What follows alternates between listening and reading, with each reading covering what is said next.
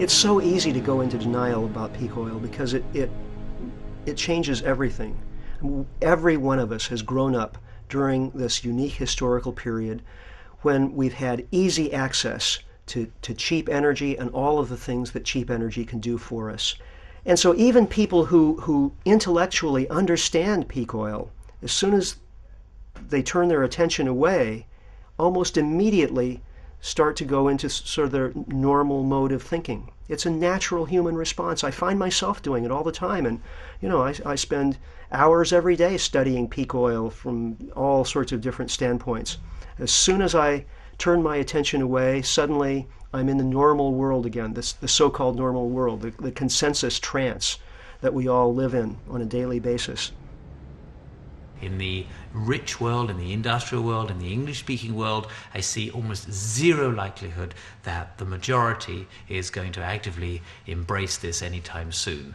But nonetheless, because of the geological imperative of this, something or other will happen, whether people like it or not. We are almost absolutely, totally dependent on oil for all of our activities. First of all, industry, of course, runs on oil. Everyone understands that. Agriculture, modern mechanized agriculture to feed the world, is heavily dependent on oil. If you look at transportation, again, it's obvious, cars and planes run on oil, petroleum, gasoline. And of course, military capability. You cannot fight a war, as the Americans know, without oil. So every aspect of human existence is dependent on oil. And when we reach that point, when we get to maximum production, maximum supply capacity relative to demand, that is a very significant point, which many people think, including me, is without precedent in human history. Global oil production will peak. The global economy will be devastated by it. We'll see oil wars. Everything will change as a consequence. And yet people won't be talking about the oil peak. They'll be talking about the unemployment figures. They'll be talking about the high price of food. They'll be talking about the fact that you can't get on an airliner and travel anymore because all of the airline industry has collapsed. There are only a few carriers still in business and the tickets are astronomically expensive. They'll be talking about the latest war or terrorist incident. And they will have completely lost sight of the one event that caused all of those effects.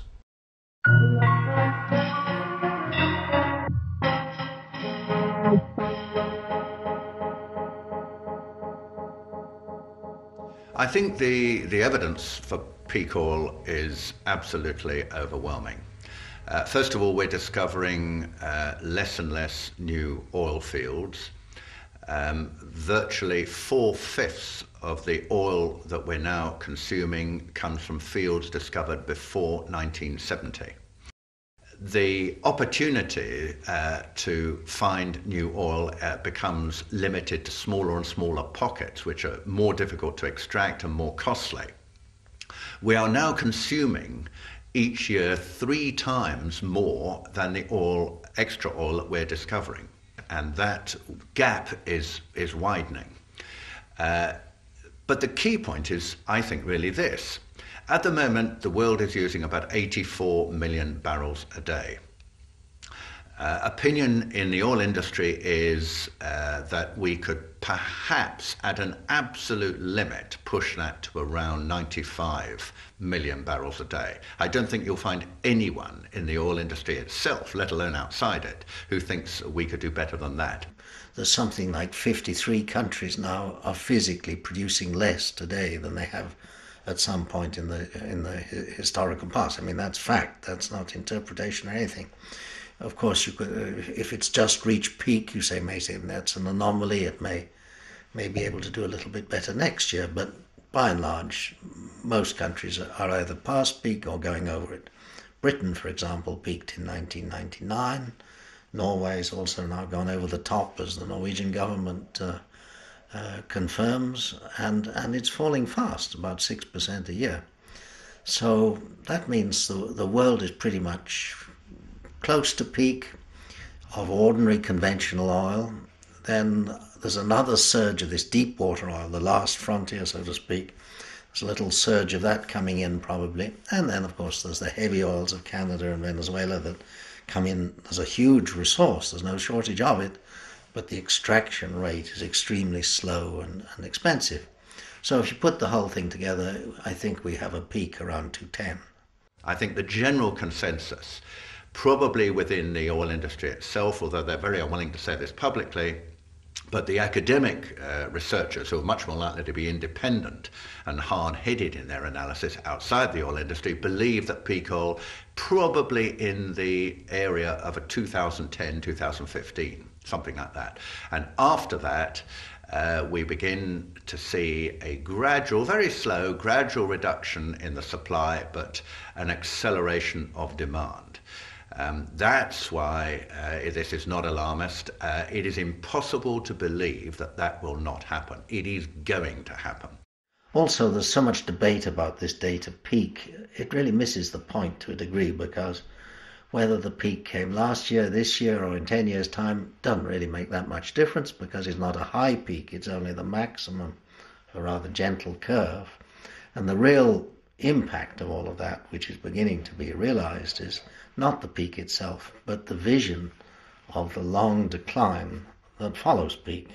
And that's a relentless, remorseless decline that goes on forever at 2 or 3% a year. It's not individually very much, but that eats into our supply very seriously and ever worse.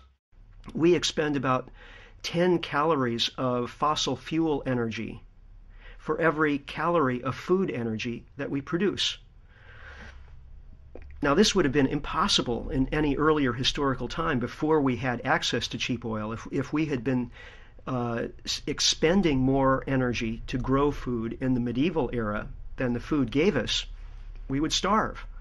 It's only because of this one-time only gift from nature of fossil fuels that were created over millions of years and stored up, and that we have been drawing down over the course of just a couple of hundred years, that we're able to run these energy deficits in our food system. So we're enormously exposed in that area, and peak oil could in fact mean widespread hunger and even famine on a global scale if we don't prepare for it and begin to transform our global food system to one that is not so dependent on fossil fuels. So I think it's a great illusion for people to think, oh yes, we've been through this, we faced it in the 1970s and we got out of it. We sort of got out of it. You could argue that we made a right mess of getting out of it and got ourselves into a much worse fix, and we should have listened to some of the signals from the Earth and so forth, but we clearly didn't. This time it's going to be different. And I think that's going to be rather a stark realization for people. And I think people for a long time are going to be thinking, oh, we got out of the 1930s, we got out of the 1970s, what's going wrong? Why can't we get out of it now using the same kind of techniques? And I think using the same kind of techniques, at least some of the similar techniques, would be a great mistake, although I've no doubt that's what's going to be tried, unfortunately.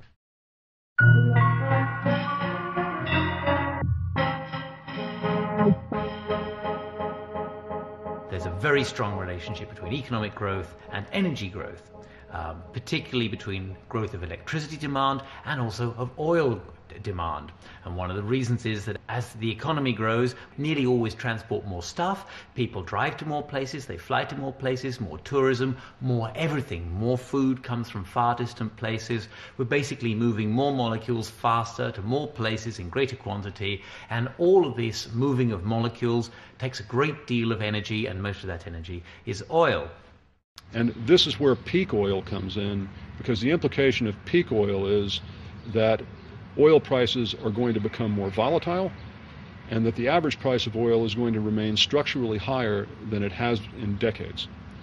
And if that happens, then the economic value securing this American debt structure has got to be valued downwards by some factor. Let's call it X. And factor X is the thing that threatens the United States most. What happens if, especially your key energy feedstock, which is oil, what happens if that goes into decline? And it seems to many of us analyzing this that it's unavoidable, the conclusion is unavoidable, that economic contraction will be the result of this. I've not seen any convincing evidence that will not be so. The economy is really kept afloat by the confidence of investors and consumers that economic growth is going to continue. If there's a widespread perception that the economy is going to contract, people will stop taking out new loans. People will stop buying new houses. Investors will stop investing. And the consequence of that is that the economy will begin to shrink. If the economy is not continually growing, that means new loans aren't being taken out, and new loans are the means by which the money supply expands. Money is created through the making of loans. So if more money isn't being created, that means that not enough money will exist to pay back existing loans at interest. That means there will be foreclosures, and when that happens, money effectively starts to disappear from the economy.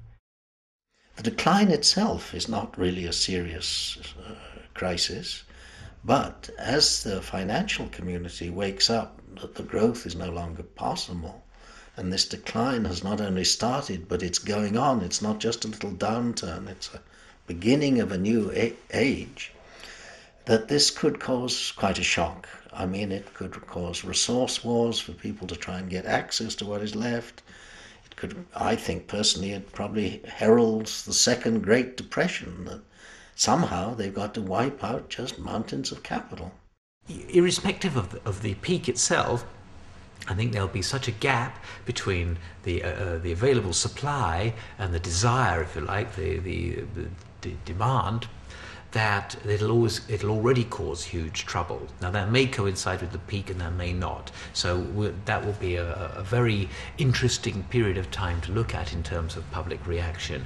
And I mean, once you start seeing gas lines, once you see petrol stations, gasoline stations running out of gasoline, once you start seeing trucks on American roads and on European roads just broken down and run out of diesel on the side of the road, not having made their deliveries, supermarket shelves going empty, once you start seeing that kind of thing, it's going to be very, very difficult for opinion leaders, for the media, for politicians, for corporate executives. It's going to be very difficult for them to spin a tale which explains that without actually admitting that actually the reason is that we're at peak oil and we're facing decline.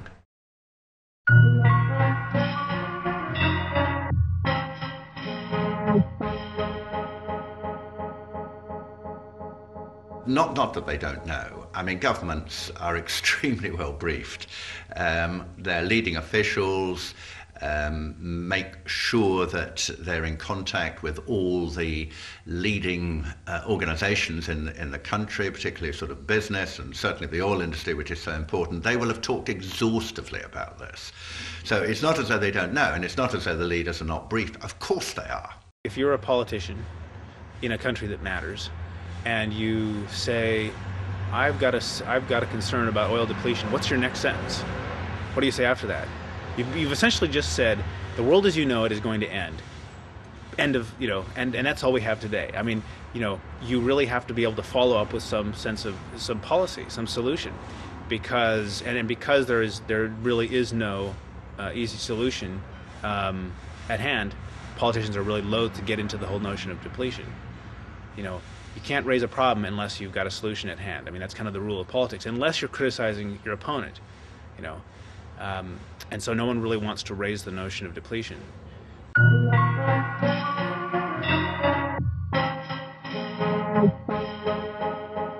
Of course, one would expect the politicians across the world to have begun to get together to talk about the implications and what each of them needs to do in order to deal with this threat.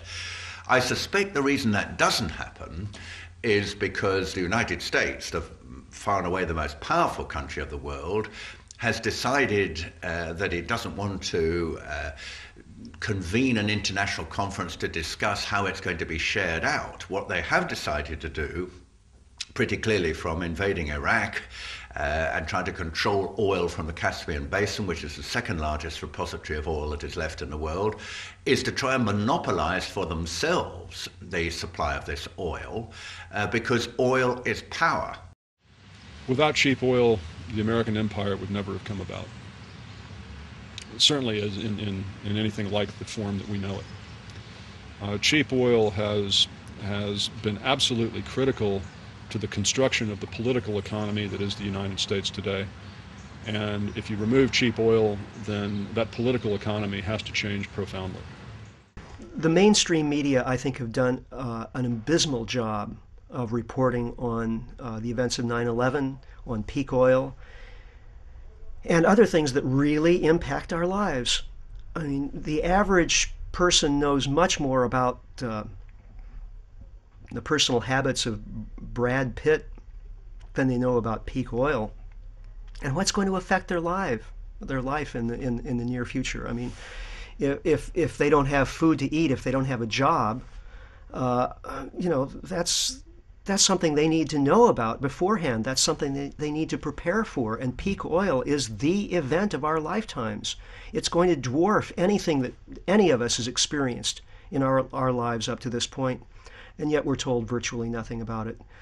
Same thing with 9/11. I mean, here was the great political event, so-called terrorist event of our lifetimes. The world has changed profoundly as a result of it. And yet there's absolutely no real investigative reporting about it in the mainstream media. Instead, we have a lot of very courageous, independent investigative journalists who find it impossible to get their work published in the mainstream. It's a disastrous situation.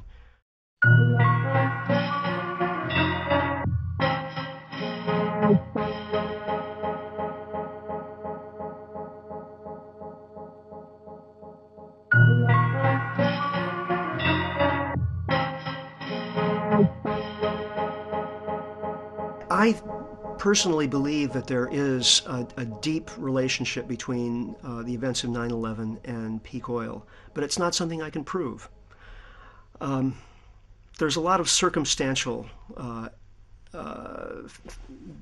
bits and pieces that when you add them up together paint a pretty persuasive picture, I think. The CIA's been studying the phenomenon of oil peaks since the 1970s. And Dick Cheney, former CEO of Halliburton, the world's foremost oil services company, has talked about the difficulty that the oil industry will have in meeting demand by the end of the first decade of the 21st century. Now, what happened after 9/11? Well, of course, the U.S. invaded Afghanistan and used that occasion to build military bases throughout the region of Central Asia, which is the new oil production region. Lots of new oil discoveries there in, coincidentally, 2000 to 2001. And then to invade Iraq, one can't help but see a pattern here. It seems evident to me that 9/11 was in effect a kind of pretext for the U.S. to expand its military hold on the two most important oil-producing regions of the planet. There are a number of elites, number of very influential policy advisors, a lot of people who went on to form part of the administration knew that peak oil was coming. They knew that they would not be able to survive peak oil without having this massive militarization of policy, and thirdly, that they needed to do that on the back of a drastic attack or perception of a threat in relation to the United States, and this is what 9/11 provided. In our work, the fundamental job that we do for people is in understanding what's really going on and trying to understand what is behind events and what is motivating people. That's different from passing judgment on it. We're not trying to make value judgments. We try to eschew value judgments as much as possible, as a matter of fact, in our consulting work. We are very interested in what really happened on 9/11, is the short answer. Well, you have four options to declare 9/11. One is it was a strike out of the blue. Nobody knew anything. It was the first version the American administration told the public. Then they knew a lot, but in different agencies, and the picture was so difficult to put together that they couldn't find out what was happening, what was in the future. And I think it has broken down, but the administration is fighting on this line. The third option is they let it happen.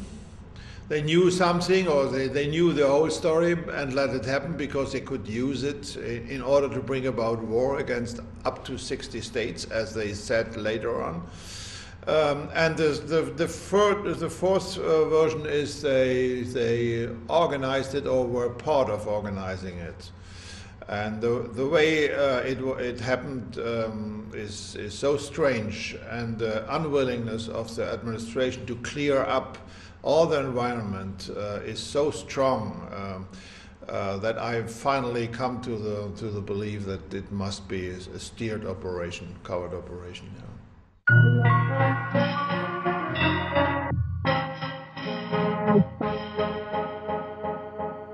When I started looking through the 9/11 Commission report, I was outraged. I mean, here was a book that had shot to the top of the bestseller lists, and Americans, millions of Americans, were looking to this report, this book, to tell them what actually happened on September 11th, 2001. And they were doing so under the assumption that there had been a clear, open inquiry into the events, that all of the relevant questions had been asked and evidence had been provided. And this clearly was not the case. Well, the Keane report on 9/11, which was finally set up, I think is not a serious examination of what happened and what the causes were. I say that, first of all, because clearly the Bush administration didn't want to do it. They resisted all the calls for an official inquiry for several months. And what actually finally persuaded them to do this was not the politicians in Congress. It was the families, the wives of those who were killed at 9/11. The first thing it does is name the 19 hijackers, the mostly Saudi nationals. But of course we heard within days of the events that something like 5 or 6 of these people were still alive and well and living in the Middle East. Why wasn't this addressed in the 9/11 Commission report? Why weren't why wasn't there some inquiry as to who were the real hijackers if in fact the people who had been identified were clearly not the right people? And on the day itself, which I think is the most significant evidence, the first plane hit at 8:46 a.m., the Southern Tower at about 9:05 a.m., the third plane hit the Pentagon at 9:38 a.m. They knew there was a hijack between 8:10 and 8:20 in the morning, let's say 8:15, so they knew half an hour before the first plane, 3/4 of an hour before the second plane, and an hour and a half before the third plane hit their targets. And not once in that time did they scramble a warplane to intercept. Now that is just staggering. When first of all they had Andrews Air Base, which is 10 miles west of Washington, with F-16s with a top speed of 1,500 miles an hour. They could have been over the scene within a minute or two. Why were none of them scrambled? And secondly, you might think, well, there was chaos, no one knew what to do, it was a catastrophe, but... Just standard operating procedure. When a plane is off course, fighter jets are notified. Fighter jets go out to see if the plane's having a problem or just, well, what the problem is, because the plane's obviously off course. And for the year before 9/11-01, fighter jets were called out on 67 occasions. So the question is, when we knew of at least 4 planes were off course. And there's words that it was even up to 11. But where were the fighter jets? They weren't there. Now, from our research, which people wouldn't know, we have now found out that there were 15 exercises going on that day involving all the fighter jets in the northeastern portion of the United States. What are the odds of that occurring? Like 0? I mean, or 100%. I mean, 100% they couldn't occur without a fix being in.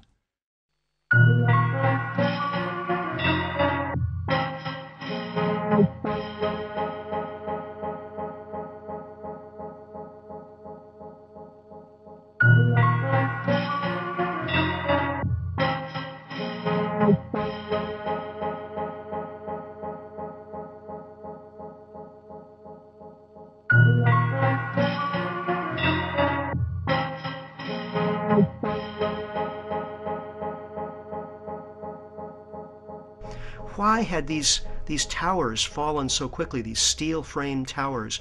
No steel-framed buildings had ever collapsed before because of fire. Why wasn't there a proper inquiry? I think something like $600,000 was spent to investigate why the Twin Towers collapsed.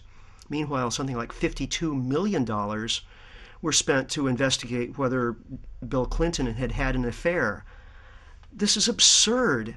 There's been many fires in many buildings before and even after. And I think in Philadelphia, Pennsylvania, where I'm from, right outside of Philadelphia, there was the Meridian building fire and smoke throughout the building. Several firemen were killed in that fire.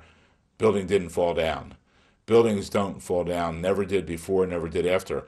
A prime example is what occurred in February of 2005. A 45, 50-story building in Madrid, Spain, burned out of control, wildfires. It was on all the TV shows and networks. The building was totally gutted. Still stood afterwards. Still stood there. Taking it down, I witnessed it myself. They're taking it down now, steel beam by steel beam. Concrete and steel buildings do not fall down from fires. I know it's hard for people to believe, but it's our position that they came down because they were imploded or explosives occurred. Fact is, building number 7, across the street from the North and South Tower, had some fires in it, but no plane hit it. At 5:20 in the afternoon, the owner of the building, Larry Silverstein, receives a phone call from the fire department saying they can't put out the fire. So he said, pull the building. Pull the building means implode the building. I remember getting a call from the fire department commander telling me that they were not sure they were going to be able to contain the fire. And I said, we've had such terrible loss of life. Maybe the smartest thing to do is pull it.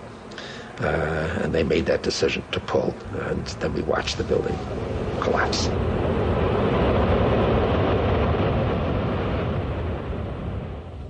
And it came down in its own footprint. That's significant because the North and South Tower also came down in their own footprint. That's also significant because the remnants of Building 7 was pulverized material. The remnants of the North and South Tower was pulverized material.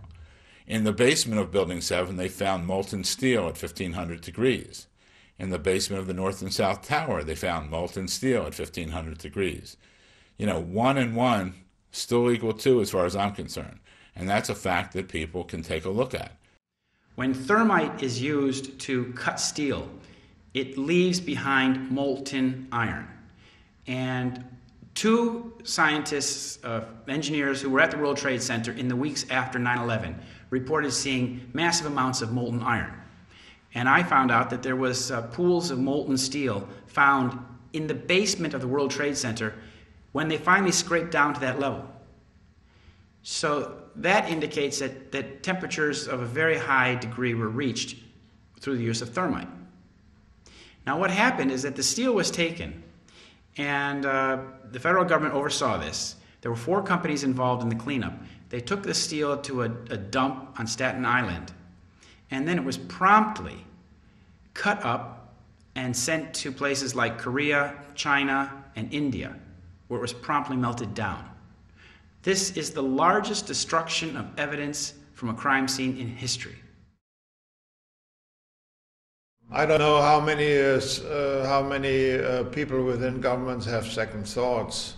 I think the Secret Services know quite well And they have the professionals finding out that this can't happen like the American administration is telling the public. There are experts around which would agree with dissent. But to put it up and to bring it into the operational level for governments, it's very difficult because the American administration is fighting like hell against anybody who is doubting about their version of things.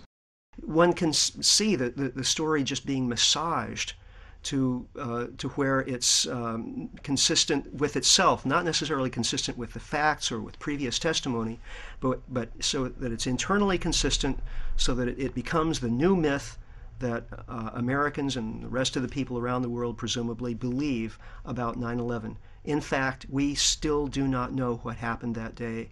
We don't know who was behind it. And that has enormous implications for our understanding of what's going on in the world today. The use of conspiracy theory as a derogatory, as an epithet almost, is something that propagandists have perfected over the decades, and it's a useful tool for eliminating articulate dissent and other points of view and information that might be inconvenient for a policy agenda. I think it's very much part of the political culture it's ingrained in us that the idea that our leaders could ever commit atrocities against our own civilians is so morally horrifying. We just can't believe it. And I think that this really goes back to the way our culture has developed over the years. The idea that Western civilization has ingrained in it certain moral categories that prevent us from doing any certain kinds of acts. People don't want to believe it occurred, but we have to go back in history. People in Germany didn't believe what was taking place in the 1930s and 1940s. Jewish people did not believe what was taking place throughout Europe. People in the United States didn't want to accept what was taking place back then. So we should look back in history and realize that events like this have taken place, and we better put up our safeguards now before it's too late.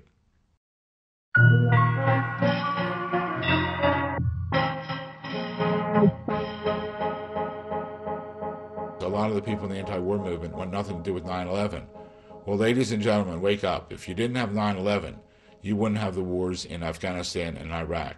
I think the main aim of the Bush administration is broken down or written down in the project of a new American century. They say we have to fight against at least 60 states harboring terrorism, mostly in the near where oil is situated or gas. In order to bring the support for this war, this is necessary to have this international new terrorism. Most of the planning for the war on terror preceded 9/11, and you can really see the extent to which there was a desperation on the part of government leaders in the West, not just in the United States, as regards the impending crisis posed by peak oil. There are a number of studies which show that they have been aware of the peak oil crisis for a while. So the idea was that American foreign policy would be reinvigorated with energy policy, and the two would be combined. And it mentions the Middle East, it mentions the Persian Gulf, and it mentions Iraq. This is very much not so much a war against terrorism. It's a war to secure control over distribution. And in that sense, it is absolutely no different whatsoever than the Rockefellers' move to control the North American oil industry in the late 19th century, which was not so much a move to control the pumping of oil and the extraction of oil. Rockefeller's genius was in seeing that if you could control distribution, you could control the industry. And the same is true today, extrapolated through the global market. And the advantage of an American takeover of Iraq is that you get immediately physical control of the second largest deposit of oil that is left. Secondly, you are on the doorstep if anything happens in Saudi. And by having American bases, which already exist, of course, in Saudi and in Kuwait, and if we now have a string of American bases, which is what I think will happen in Iraq, you then have control of the Middle East. But that is what it is really all about. And I think the Americans, in order to do this, in order to extend their power, in order to explain to the world something which is more acceptable and that the Americans want to control the rest of the oil that is left, they needed some kind of facade, some kind of explanation, some kind of rationale. And for that, the enemy, after the fall of Soviet Russia, with the collapse of the Berlin Wall in 1989, they needed a new enemy, and very conveniently, the Islamic threat became that new enemy. But the question we have to ask is, stepping back, how far have those people either been funded or trained by the CIA and MI6 in the past or even now? And how far the actions of the British and the Americans in the Middle East have created the circumstances in which people will become involved in those organizations? It's a clash of civilization. This is the theme which has been brought up in the beginning of the 90s. Sam Huntington told us we have to have new enemies. We have otherwise Western societies will not be able to lead. So you see this idea behind all this, and I don't believe in Osama bin Laden. I don't believe in Al Qaeda. I think it's all brought up by continuous faking of intelligence and propaganda.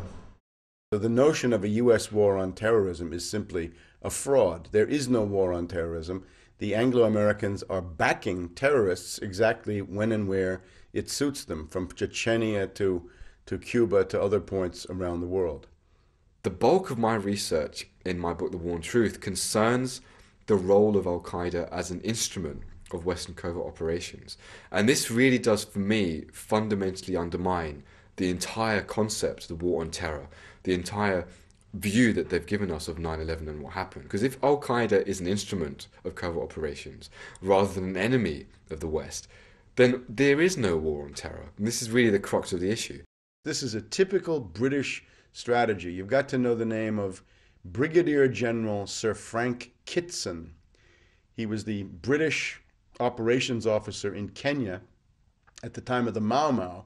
And what Kitson saw, which has been known to commanders for centuries, millennia, if you've got an underground nationalist organization and you want to discredit them, you create your own parallel underground nationalist organization.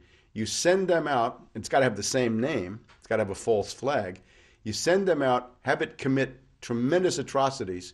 Those will be blamed on the original relatively benign group, and they'll be discredited, they'll be demonized, and you gain political advantage. He wrote a book about it called Low Intensity Operations. And the technique is called the technique of the counter gang or the pseudo gang. Just as Al-Qaeda, in the broader sense, is a pseudo gang or counter gang created by US and British and Israeli intelligence. It's a counter gang against normal Arab nationalists or anybody with any positive agenda for reform or independence or development anywhere in the Arab world. They can always be labeled Al-Qaeda. The reductio ad absurdum of this is President Chavez of Venezuela, after giving Bush a hard time at various conferences and doing things to undermine the dollar, the neocons are now accusing President Chavez of being a member of Al-Qaeda. So you can see how easy it is to demonize somebody once you've got a good counter gang going.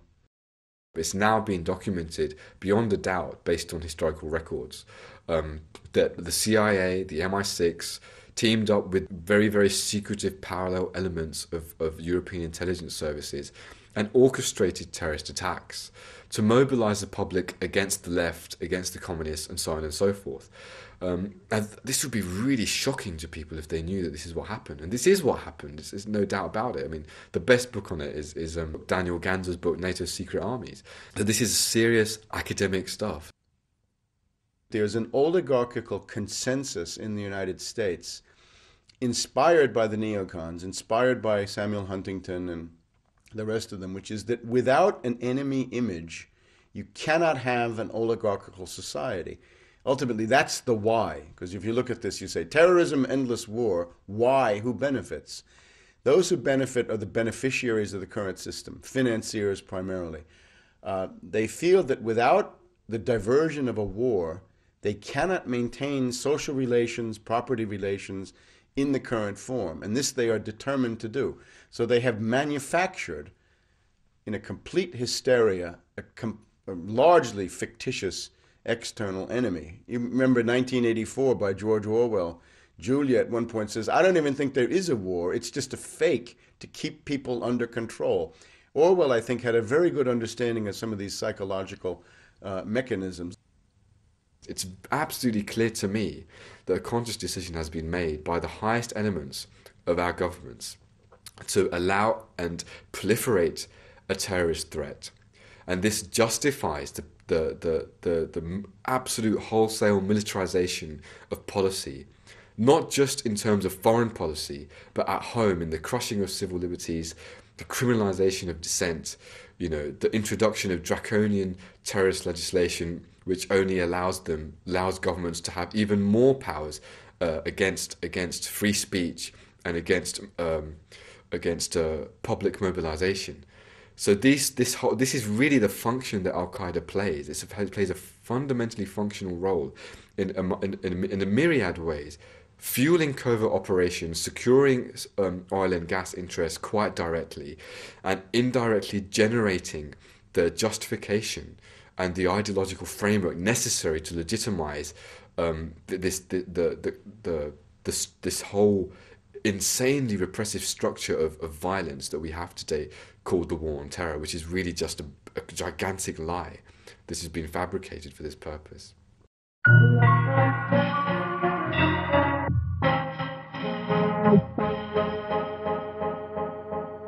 When the economic impacts of peak oil take hold, there's going to be very high unemployment. And when countries descend into that kind of economic turmoil, there is social unrest, almost always as a consequence. I mean, look back to the 1930s. There was real concern throughout corporate America that the United States might fall to a communist government. Now, I think in the U.S., following peak oil, there likewise will probably be considerable social unrest. And I think the Patriot Act is a way of preemptively dealing with that unrest. This is a pattern that goes back many, many, many decades. And the involvement of military intelligence, the involvement of the CIA and these organizations within the borders of the United States is something that is amply documented in scholarly work, and you don't have to be a radical to observe it. The U.S. leaders are putting in place an infrastructure whereby they will be able to deal with that unrest and at the same time channel it towards scapegoats on the other side of the world. I'm sure that we'll be told that the reason we don't have enough oil is that there are evil people somewhere who are keeping it from us, who have perhaps attacked oil rigs or sunk tankers or battleships in the Persian Gulf or something like that. And therefore, we just have to go over there and deal with that problem. And once we've done that, of course, the American way of life can continue as it was before. Of course, that's a lie. The American way of life is effectively finished. It can't continue past the time of peak oil. Everything must change to adapt to the reality of a much lower energy world. But that's not the kind of message that Americans are going to want to hear. And so I think that there's a very high possibility of the United States becoming a kind of fascistic sort of regime. And I desperately hate to see that happen. But if one just looks at the signs on the horizon, they all point in that direction. Now, obviously, we're not at the route. We're not as far down that route towards dictatorship as the Nazis were. But we are going, I used to say we're going slowly towards it. We're not now. We're going rapidly towards it. So the reason we have to stand up and convince people that 9/11 was in fact an inside job was to stop that kind of Nazification taking place, particularly in Britain and America. And the time to do it is not to think about it and worry about it and think, well, I might be convinced by this if I read a bit more in a few years' time. The time to do it is now. Don't give them the benefit of the doubt. Because if we don't do it now, in 4 or 5 years' time, the apparatus of democracy will not be there for us to change our circumstances. So it's really either now or never. When you see Bush defend his Iraq policy, you will see that he does not use Iraq arguments in terms of closing the deal. When it comes to the heart of the matter, he uses 9/11 arguments. If he's asked, why did 2,000 people have to die in Iraq for no reason? The answer is 9/11, the lessons of 9/11. I know it's hard, but these are the lessons of 9/11. With that kind of demagogy, he's able to keep a hard core of 30 to 35% of the American public. With 30 to 35%, he will be able to stay in office and wage war indefinitely. He'll be able to go for a wider war. He can manufacture new 9/11s to firm up that base. He and Cheney can provoke incidents that will lead to war with Iran, with Syria, with Venezuela, with North Korea. There's no limit to this. It has no bounds. The only way to begin to attrit and to erode and to break up his 30 to 35% base is to begin dismantling the myth of September 11th. Because without accurate information, without an accurate understanding of the world, you cannot have a functional democracy.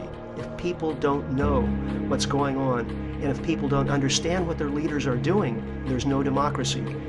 This is the biggest problem, because as long as the American people are so susceptible to propaganda through the television and the mass media, I really can't see how they will get themselves out of the predicament that they're in. Denial is actually, it's the default condition. We all live in it continually, and it takes a deliberate effort to stick your head up above that state of denial and catch a breath of fresh air and really see what's going on.